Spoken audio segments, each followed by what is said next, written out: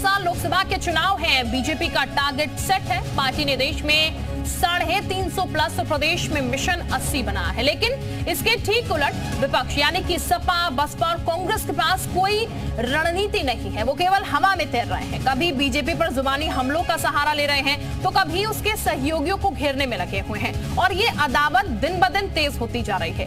ऐसे में कुछ सवाल है, क्या विपक्ष वाकई में मुद्दा विहीन है? क्या विपक्ष यूं ही उलझ कर रह जाएगा? क्या विपक्ष के पास 2024 के लिए लक्ष्य नहीं है? बीजेपी 2024 में अपना लक्ष्य हासिल कर लेगी? ये भी एक सवाल है। इन सवालों के जवाब जानने के लिए अपने मेहमानों का हम रुख करें, उससे पहले एक रिपोर्ट आपको दिखाते हैं कि कैसे विपक्ष हमलों में उलझ कर रह गया है।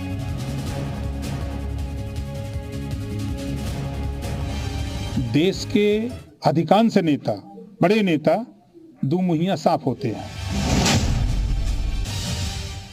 विनाशकाले विपरीत बुद्धि, सत्ता से बेदखल होने के बाद वो अपना मानसिक संतुलन खो बैठे हैं। पागल है, छोड़ो।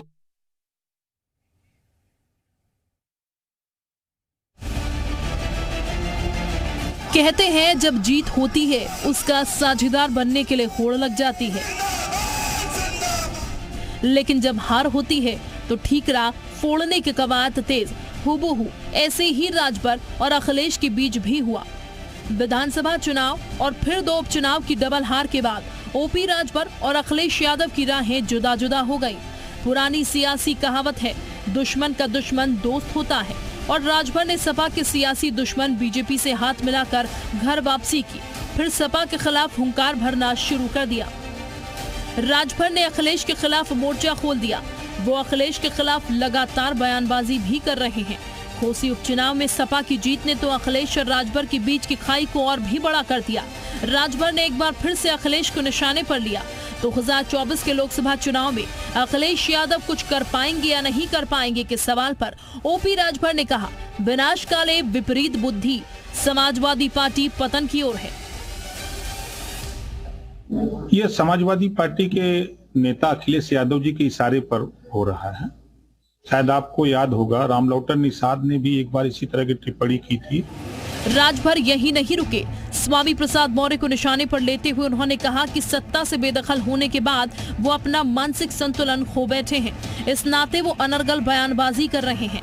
राजभर ने आरोप ये भी लगाया कि ये सब अखिलेश यादव के इशारे पर ही हो रहा है।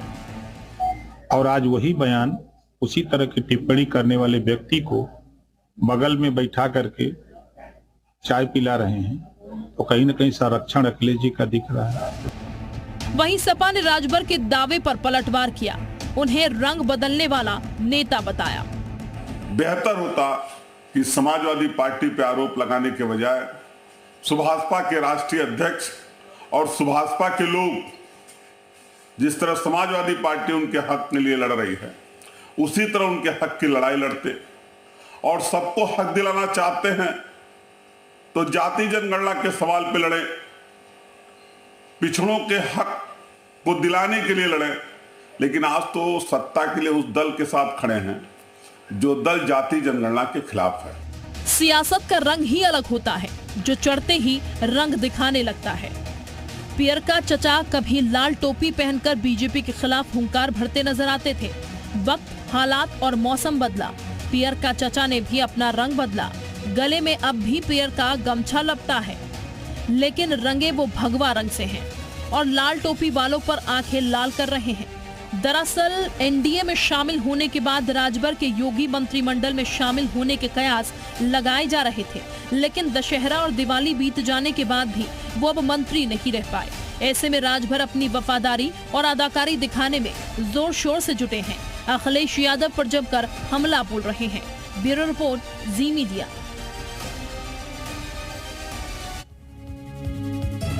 देखिए, जुबानी जंग जो है वो चल रही है, लेकिन 2024 की तैयारियां किसकी कितनी ज्यादा हैं ये जरूर पता लगाने की हम कोशिश करेंगे। इस वक्त कुछ सवाल भी है जो कि इस वक्त बने हुए हैं। कौन से वो सवाल हैं वो आपको बताते हैं।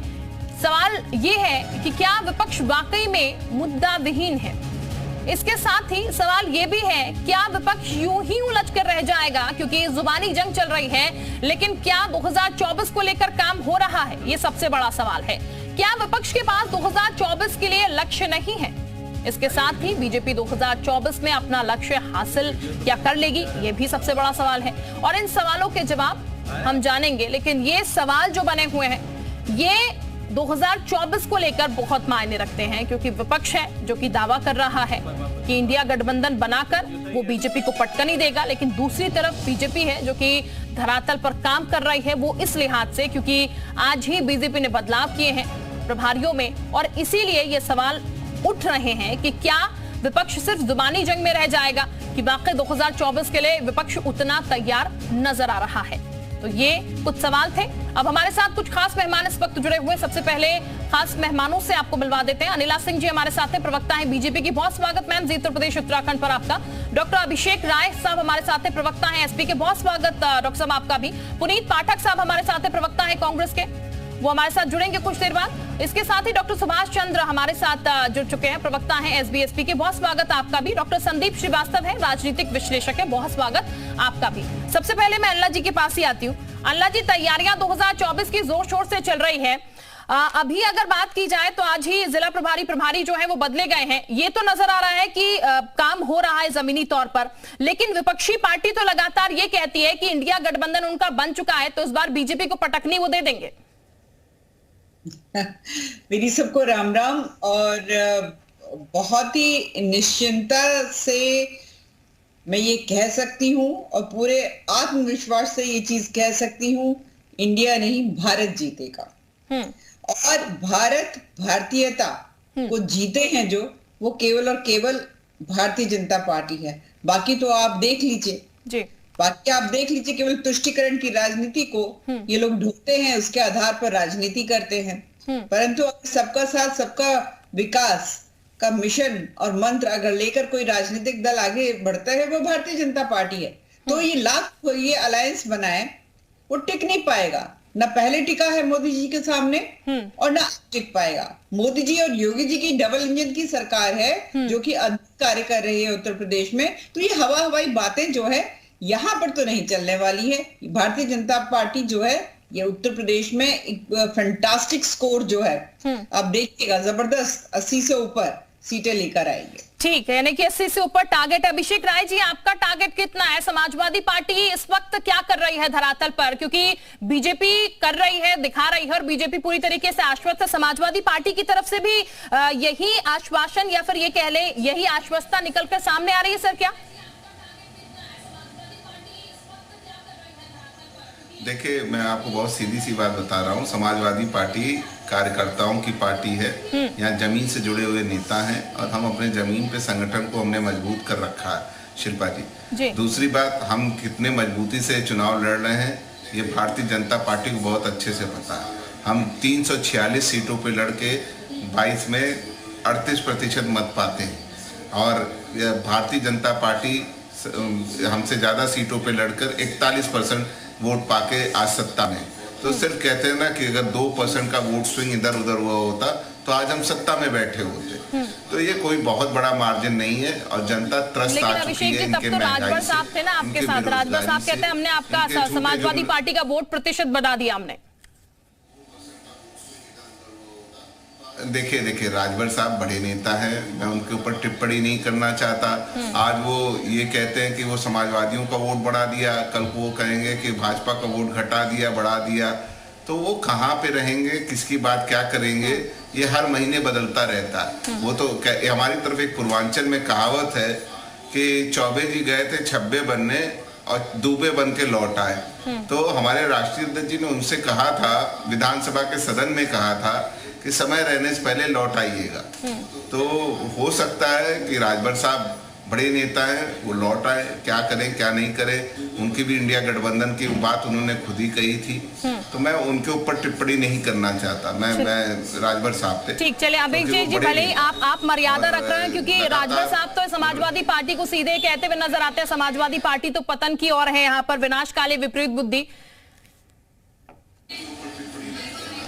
मैंने आपसे बताया ना कि विनाशकाली विपरीत बुद्धि किसकी है, ये तो सबको समझ में आता है कि 38% मत जब से समाजवादी पार्टी उत्तर प्रदेश में एस्टैब्लिश हुई 1991 में, हमने 38% मत इस बार पाया और ये सिर्फ समाजवादियों के साइकिल के सिंबल पे मिला है। साइकिल के सिंबल पे मिला है और अगर इस सिंबल पे इतना मत मिल रहा है तो अगर हम विनाश की तरफ है या विकास की तरफ है, ये तो उत्तर प्रदेश की जनता तय कर देगी साहब। इतना क्यों घबराहट है, इतनी क्यों बेचैनी है? और राजभर साहब कितने दिनों से राजनीति कर रहे हैं। पहली बार विधायक वो कब बने?